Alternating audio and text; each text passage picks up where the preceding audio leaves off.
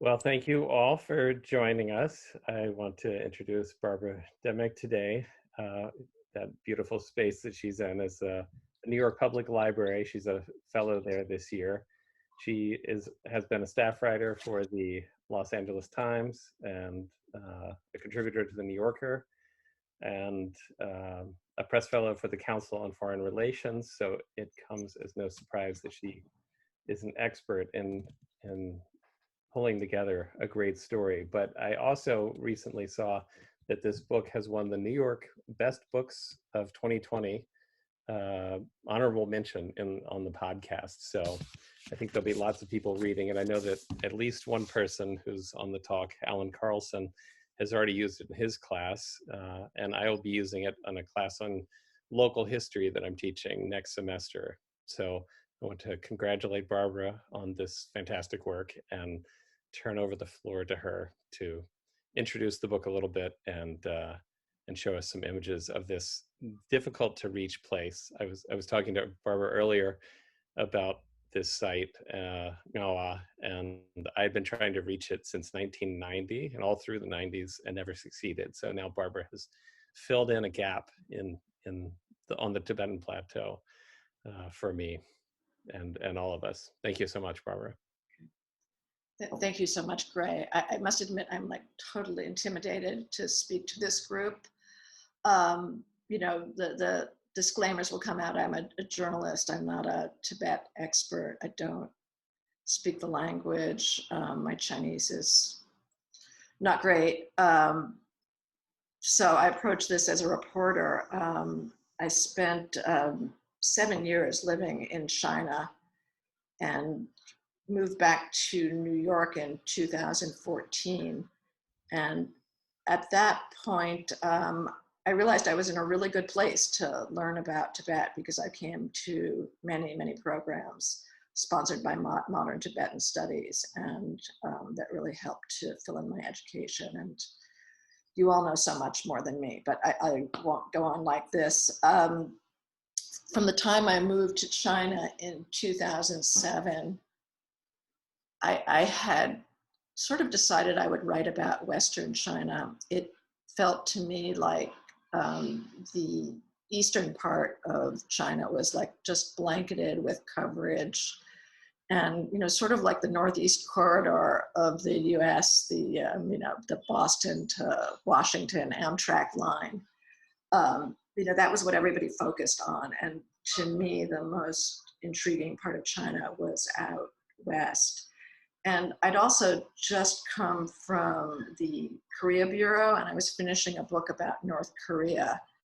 And I saw some similarities in a place that was very hard to visit, very hard to write about, and also a place where people didn't really get their due treatment. In the case of North Koreans, they were, you know, kind of depicted in Western media and some Asian media as sort of automatons marching in step with the leaders. And Tibetans obviously were more sympathetically portrayed, but it felt to me like it was hard to get a sense of like what it was really like to be a Tibetan. Journalists, you know, would sort of flit in and out when they could get into Tibet, but it was really hard to, you know, get a sense or get up close to people.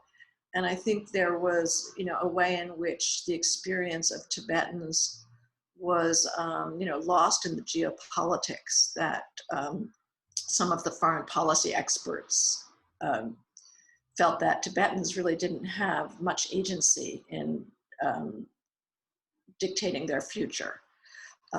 You know, so they weren't, you know, they weren't seen as important enough in some way. And I also saw sort of an absence of other literature. I will, you know, qualify this saying literature in English, but most of the Tibetan memoirs I'd seen were written from people from central Tibet, and or written by exiles, and they, I mean, Tibetans who were living inside Tibet couldn't write, and even exiles were afraid of writing. They were afraid that it would hurt their families, or else they couldn't get in. And I know many Tibetans who despair of visiting Tibet because they can't get Chinese visas. I mean, there's exceptions. I'm a big fan of Sarang Wangmo Dumpa, who spoke here, I think it was about a year ago, who did a house in Tibet, and she went and visited her family in Yushu, and that's a fantastic book. And there's a wonderful memoir by Naksang Nulo, My Tibetan Childhood, which is about events in the 50s in more or less the same area that I'm writing about. Very, very little. And I say this in the way of an apology for, maybe an act of cultural appropriation, because it would be better if it could be written by a Tibetan. Anyway, anybody who's familiar with my previous work would know that I like to work in microcosms. I like to take a small place and interview people from the same place to try to get a portrait, and it's much easier to do a small place than a big place. And my first book was about one street in Sarajevo. My North Korea book was concentrated on one city, Chongjin, in the far northeast. And so I was looking around for a place in Tibet to write about, and I'd started traveling on the plateau almost immediately after I arrived, and mostly to Golog. But as my reporting evolved, it seemed clear to me that if I was going to write about one place, it had to be Noa. And I think most of you know where Noa is. It's on the eastern part of the plateau in Amdo, Sichuan province.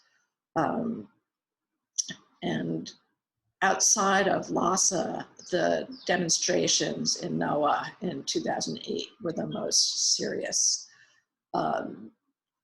And especially after the self-immolations began in 2009, I mean, I think actually, as you all know, this was sort of the capital of self-immolations.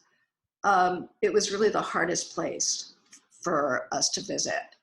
And as Gray said before, it was always like a sensitive place. On paper, you were allowed to go there. It's not in the Tibet Autonomous Region. We would be told as journalists, oh yeah, you can go. But, you would try to go, and I mean, Greg can talk about his experiences later. You would try to go, and then there would be a checkpoint and you couldn't go. And so I started focusing on Ngaba, I guess around 2011, 2012, when the wave of self-immolations began. And then, but my book wasn't really about that. I had stumbled on some blogs about Noah, actually written by a Chinese-American scholar and a British scholar, Li Jinglin and Matthew Ackister. They had written a piece about the Long March period from 1934 to 35, when the Red Army, the early Red Army, fled west, trying to get away from the nationalists. And they sort of, zigzagged and ended up in the Tibetan Plateau, and they were lost. They didn't know the territory. They didn't know the language. They felt like they were in a foreign country, which of course they were.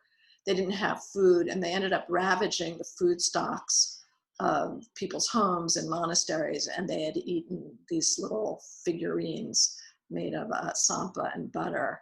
And one of the Chinese soldiers wrote in his memoir that they were literally eating the Buddha. That's where the title of my book comes from. I think what they were eating were actually dharma, but they thought it was eating the Buddha. And most of it happened around Nawa. Jude, who was a Chinese commander, billeted his troops in Kirti Monastery. And this area had a local king, Tusa, as the Chinese called him. Actually, at this period, they had a queen, and she burned her palace to prevent the Red Army from using it. And she fled into the mountains where she died in childbirth. And this was just, it set the stage for, decades of animosity. And during 1958, the year that the Chinese Communist Party really took over Eastern Tibet, it was, Noah was one of the centers of resistance, not as much as Kham, but they put up a fight. And that fight was, centered around Noah and actually a little village called Marama. This village will be important in the story. Marama is just to the east of Noah, and it's where the king and queen of what was known as the Mei Dynasty, where they kept their troops.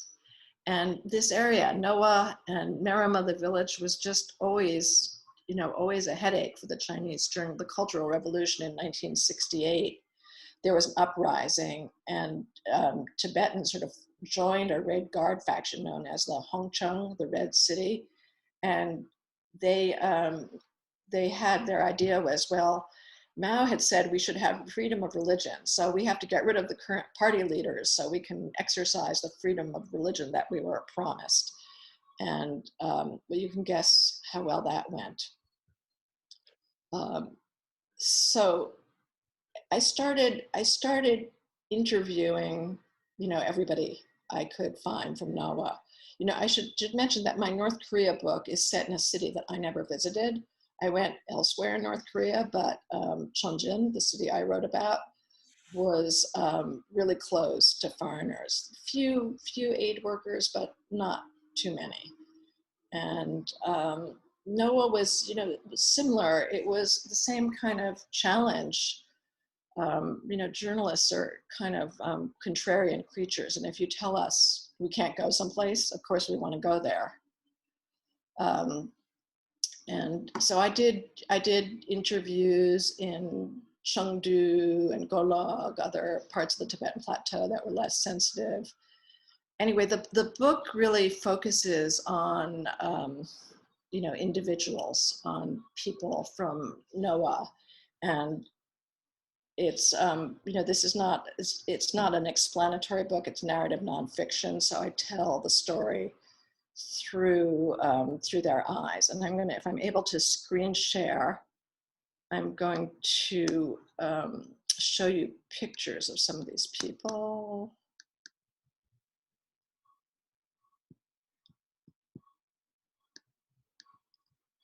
That, everybody got that? Yeah. Okay. So, as I mentioned, the Noah was ruled by a local king. They were known as the Mei Dynasty. And the king is is the tall, very regal man, appropriately, standing in the center. And he ruled Noah until 1958, which was that horrible year that, it's the year that is really just known as 58 by Tibetans, because it was like 9/11, it was the year that time collapsed. He ruled till 58. And his daughter, who's the little person with very short hair standing in front of him, is one of the main people in my book. I won't say character because she's a real person. And the book opens in 1958 when she's on her way back from a family funeral on horseback. And she comes back and she sees that the palace is surrounded, and there's now the People's Liberation Army, it's a full-fledged army, is there, and they've come to kick her and her family out. And it's the beginning of their takeover of Noah. They needed to get the king out of there. And I follow her story, pretty much to the present, from 58 to the present. She's 7 years old, I believe, in this picture. And the family is taken to Chengdu, and they're put in one of these like Minzu, Dashui minority hotels, and they're treated relatively well until 1966, when the Cultural Revolution begins. And in fact, in some of the early years, the Communist Party tried to co-opt the Mei King and other local leaders. And this is him. He's, you know, the man with the, again, the cheekbones in the back, with the young Dalai Lama and the Panchen Lama and other officials. This is in 1954, the first People's Congress. They were, you know, sort of invited and supposed to take part. And anyway, they moved to Chengdu, and this is actually the last family photo of them. This is the king on the right, and Gampo, the princess, is here on the left. In the center is her aunt. The aunt is the baby who was born when her grandmother died in childbirth.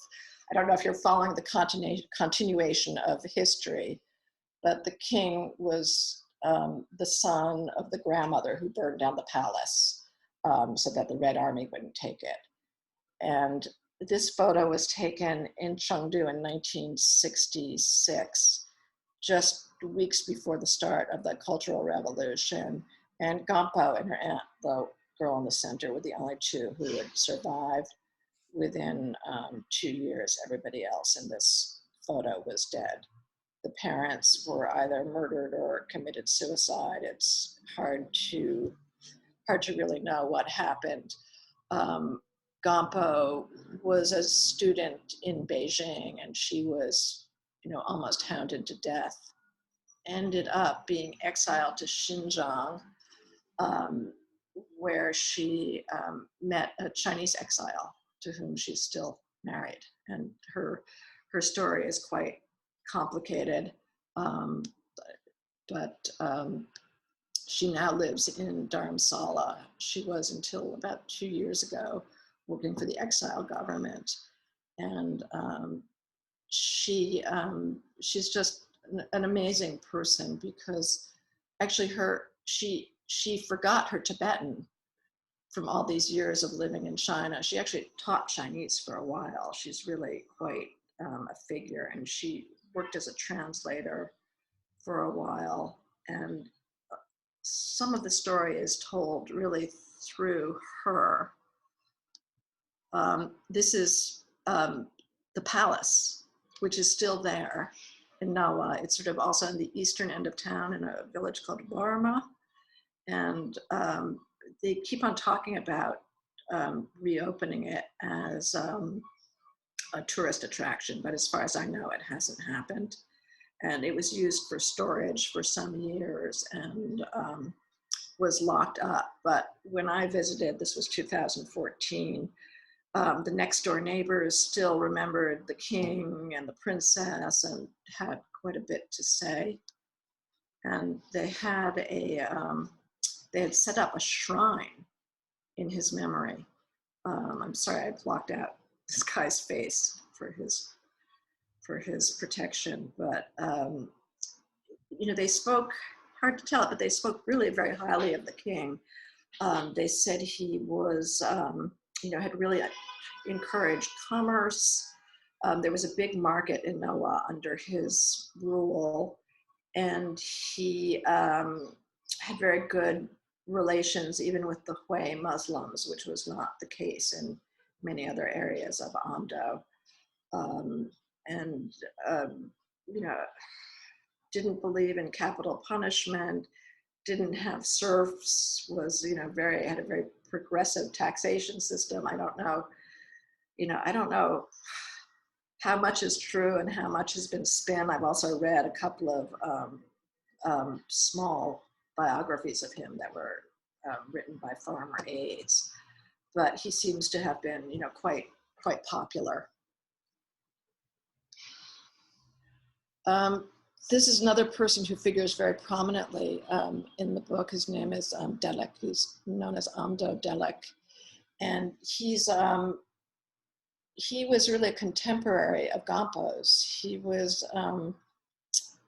about 8 years old when, in 1958, when the Communist Party took over this part of Noah. And he was the son of a general who had also fought the Chinese in the 1930s during the Long March period. If you'll see, like, the whole thread of history runs through, beginning to end. And in 1958, he was just like a very small boy, and he remembers hiding in a laundry basket as Communist Party collaborators came in and ransacked his grandparents' home, pulled the tiny braids out of his grandmother's head, strung up his grandfather from the beams. And he really told me a lot of history. He had very crisp recollections of later 58 and 59 being forced into the communes, looking for grains and excrement, eating berries, looking for bones of dead animals to cook. This very, very brutal period when so many Tibetans and Chinese, but a lot of Tibetans died of starvation. He also was involved in 1968 during the Cultural Revolution, when this group, the Red City, who I mentioned, tried to oust their local leaders unsuccessfully. He was sort of a teenage horse groom, and because he was young, he wasn't killed, but he told me really harrowing stories of how the men in horseback were gunned down by the PLA. And, the irony is that I don't want to go into the whole Cultural Revolution, but they thought that they had permission to struggle, and obviously they didn't. It might be no surprise, he's become, sort of the self-styled amateur historian of Noah and of Marima. And he also lives in Dharamsala now. He's a custodian at the Tibetan Children's Village, and he has these notebooks filled with very beautiful calligraphy, and he's written all the names of the men who were killed in the 50s and 60s, and he's just been a great resource. So now I'm going to move on. I mean, much of this book takes place around Kirti Monastery. I and a photographer were able to visit Kirti in 2014, and it's really the spiritual and also the economic center of Noah, or at least, it was.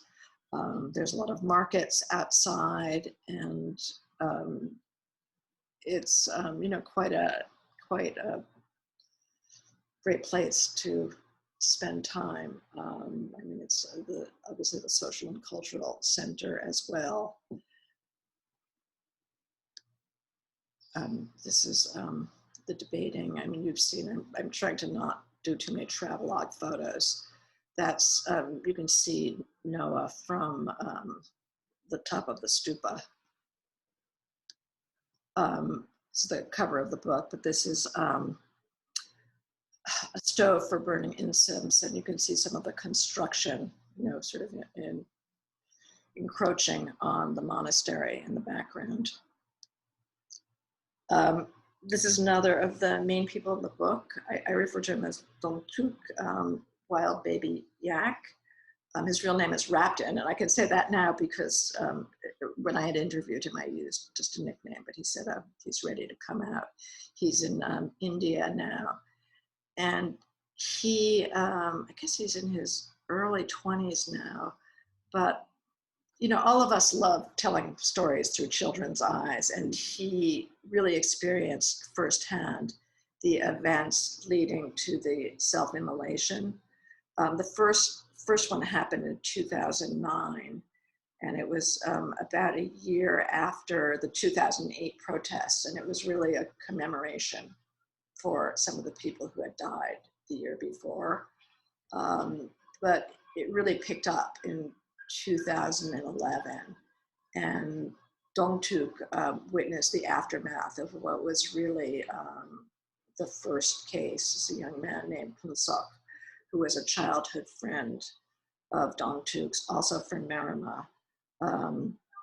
You know, you will find, and I think there's at least one person here from Noah, that when you like look closely at the self-immolations from Noah, an awful lot of them are from Marima, disproportionate number. And many of them were people whose fathers and grandfathers had been in the service of the king. You know, as I said, the history runs through it. But Dongtuk really knows a lot of people who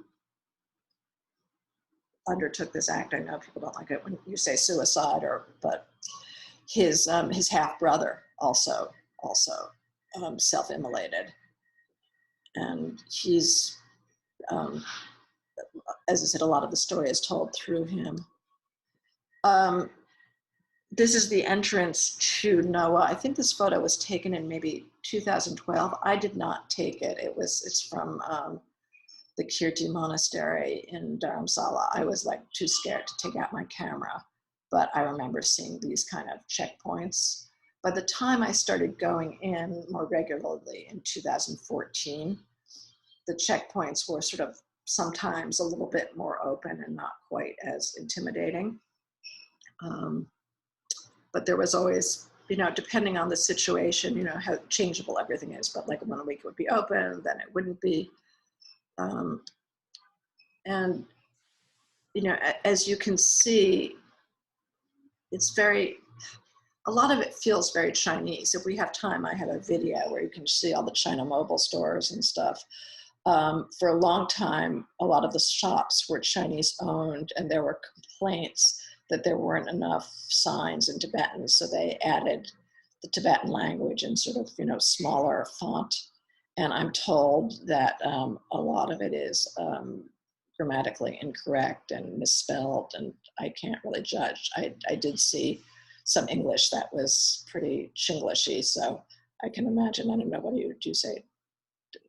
you say about Chinese interpretations of Tibetan? They also put up these murals of, you know, lotus blossoms and yak and endless knots. They had this. The local government is so into saving face, and it's kind of funny because nobody is actually allowed to visit there. But they're very concerned about what outsiders think, and so they put up all these murals. And later, I think they're not there yet, but by the next year, there were cameras in all the street lights. And this is in front of the main department store called Yong'an Li, which is was owned by a Chinese guy, a former PLA guy from Hunan, and who was kind of, he's kind of the antagonist in this book. He was really disliked by Tibetans. There were not terrible relations with other Chinese shopkeepers, but he was said to be very brutal to Tibetans, and his shop was burned during the 2008 protests. He wasn't there at the time, and it was the only other, there was some looting of other shops, but it was the only one that was really destroyed in that way. And he had very close relations with the local authorities, and they kept this APC in front of his store after it reopened. And they had, this was for my trip in 2015. This is taken from the window of my hotel looking south. The local authorities had started building like a new Chinese city south of the river. There's a kind of a muddy river that runs through there. And this had been a development that had been talked about since the 1980s. They were at one point supposed to bring in like 60,000 Chinese workers, and it was seen as like too provocative, and it didn't happen. But when I was there in 2015, they were building, and it wasn't entirely clear to me what they were building. There was a police compound on the other side of the river. They also built this very elaborate bridge crossing the river. I mean, it's like there was no traffic on this bridge, this beautiful bridge, but it was again another showpiece they built to show that this is Tibetan. It's that whole sort of Disneyland approach, and this was some of the new construction, which I'm sure is finished now, and it seemed to be some kind of security compound. This also, the reason this is here is after the self-immolations, there was this big, like kind of pay people off with gifts campaign by the local government. And one of the gifts was tents. They were giving like all the nomads these like white canvas tents. And there were also like animal pens and, free like visiting veterinarians for the animals and all sorts of things. But this woman got one of the tents and, seemed actually very pleased with the Chinese government, or so she told me. Hard to tell. And this is Marama Village, which also got this sort of upgrade, this model village look. And it, everything was painted very uniformly around the main road. When you get off the main road, it doesn't look so great, but it was the same kind of Potemkin village, like, look how nice this place is. And of course, they had a new security compound in Marama and all sorts of radio towers that I don't really exactly know what they're doing. And I just, as I mentioned, history sort of runs through this structure on the hill. It's called the Sokong, the spy house, and it was built in the 1950s by the PLA to fight the Tibetan resistance. And it was also the scene of many subsequent conflicts. And Delic, then the young man who was part of this sort of Ersatz Red Guard faction in 1968, told me about how the Tibetans, went charging up this hill towards the Sokong, hoping to capture it because that was seen as the key to controlling Marama. And they were just, gunned down, and many, many people died. And that, he has all the names. And it was also mined for many years. And, it's interesting that today, Tibetan children play in that house and they play war games. And, I'm not sure to what extent they know what really happened there. That's pretty much it. Great. Thank you so much, Barbara. All right. All right. Thank you. Okay, thanks so much. Good to see you all. Thanks so much. Okay, bye-bye.